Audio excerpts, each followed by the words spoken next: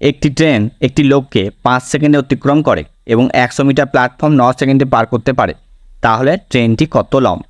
কী করে অঙ্কটা করবো দেখি। তাহলে আমার প্রথমেই ট্রেনটার দৈর্ঘ্য কত ধরে নেবো, এক্স। একটা লোককে অতিক্রম করা মানে কি, ট্রেনটা নিজের দূরত্ব অতিক্রম করা। তাহলে গতিবেগ কত হবে, এক্স বাই কত সেকেন্ডে অতিক্রম করেছে, 5 সেকেন্ডে, সমান একটা প্ল্যাটফর্মকে অতিক্রম করা মানে কি, নিজের দূরত্ব প্লাস প্ল্যাটফর্মের দৈর্ঘ্য। এটা কত সময় অতিক্রম করেছে, 9 সেকেন্ডে। তাহলে এই দুটো সমান। এবার এই দুটো সমাধান করলে আমরা এক্সের মান পেয়ে যাব। প্রথম আমরা কি করলাম, একটা লোককে অতিক্রম করেছে, তাহলে দূরত্ব বাই সময় মানে হচ্ছে গতিবেগ।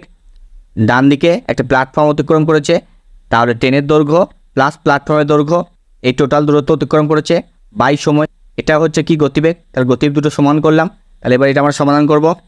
তাহলে 9x equal to 5x plus 500, তাহলে 9x মাইনাস 5x, 5xটা এই পাশে নিলাম, ইকুয়াল টু 500। তাহলে 4x equal to 500, x equal to 500 by 4 সমান হচ্ছে 125 মিটার। একটি 100 মিটার ট্রেন একটি লোককে 3 সেকেন্ডে অতিক্রম করে এবং একটি সেতুকে 15 সেকেন্ডে পার করতে পারে, তাহলে সেতুটি কত লম্বা? এটা তোমরা নিজেরা করবে, উত্তরটা কমেন্টে জানাবে।